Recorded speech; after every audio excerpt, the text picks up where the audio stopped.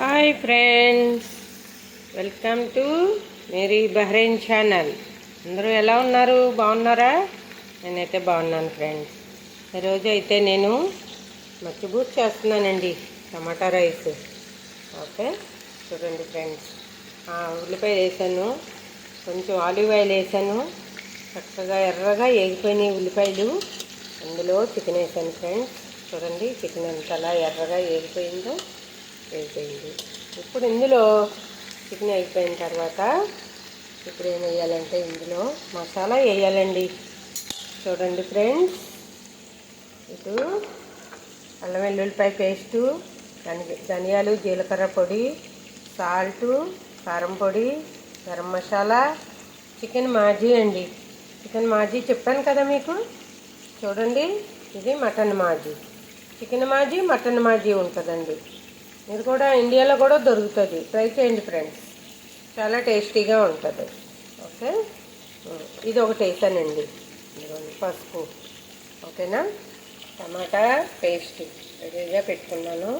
Water కడిగి పెట్టుకున్నాను. బియ్యం ఒక 10 నిమిషాల ముందు, ఈ బాస్మతి రైస్ కదండి ఇక్కడ, అందుకని 10 నిమిషాలు 15 నిమిషాలు ముందుగా మనం నానబెట్టుకొని ఉంచుకోవాలి. ఓకే, అసలు రైసు చక్కగా మెత్తగా పొత్తులా ఉంటుంది అన్నమాట మనం ముందుగా కడుక్కుంటే బాస్మతి రైస్. ఓకేనా ఫ్రెండ్స్. ఇప్పుడు చూడండి, చికెను ఉల్లిపాయలంతా రెడీ అయిపోయింది. ముందుగా మనం మసాలా వేసామో అనుకోండి, వేస్తే అడుగు పట్టేస్తుంది. అందుకని అల్లం వెల్లుల్లిపాయ పేస్టు మసాలా ముందుగా వేయకూడదు. చికెన్ రెడీ అయిన తర్వాత అప్పుడు మనము ఇదంతా వేసుకోవాలన్నమాట. చూడండి ఫ్రెండ్స్, మీరు కూడా ఇంటి దగ్గర ట్రై చేయండి ఫ్రెండ్స్.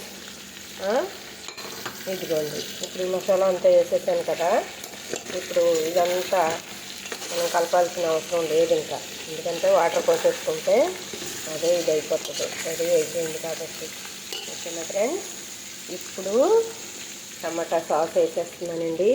చూడండి, మీరు కూడా ఇంటి దగ్గర వేసి ట్రై చేసుకోండి. ఇలా చేసుకొని ఫుడ్ని మరి ట్రై చేసి దీన్ని మీరు సబ్స్క్రైబ్ చేయండి మీకు నచ్చితే. అలాగే బెల్ ఐకాన్ నొక్కండి.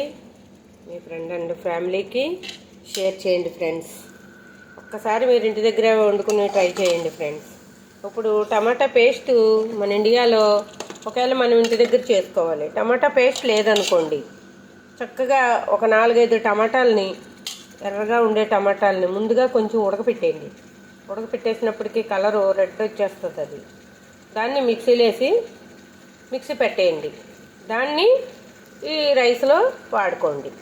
ఓకేనా ఫ్రెండ్స్. ఎందుకంటే అందరికీ టమాటా సాసు అందుబాటులో లేదనుకో, మనకున్న వాటితోనే మనం రెడీ చేసుకోవచ్చు, ఇబ్బంది ఏమి ఉండదు. ఓకేనా ఫ్రెండ్స్. ఇప్పుడు సరిపడా నీళ్ళు పోస్తున్నాను ఫ్రెండ్స్. ఇందులో ఇది సగం ఉడికిన తర్వాత అప్పుడు వేసాను ఫ్రెండ్స్ వాటర్. చూడండి, ఇప్పుడు చికెను చక్కగా ఉడికిపోద్ది ఫ్రెండ్స్. ఆల్రెడీ సగం అయితే ఉడికిపోయింది ఫ్రెండ్స్, ఇంకా మిగిలిన సగం కూడా ఉడికిపోద్ది. ఇప్పుడు ఏం వేస్తున్నాను చూడండి ఫ్రెండ్స్. ఇదిగో బంగాళదుంపలు వేస్తున్నాను ఫ్రెండ్స్.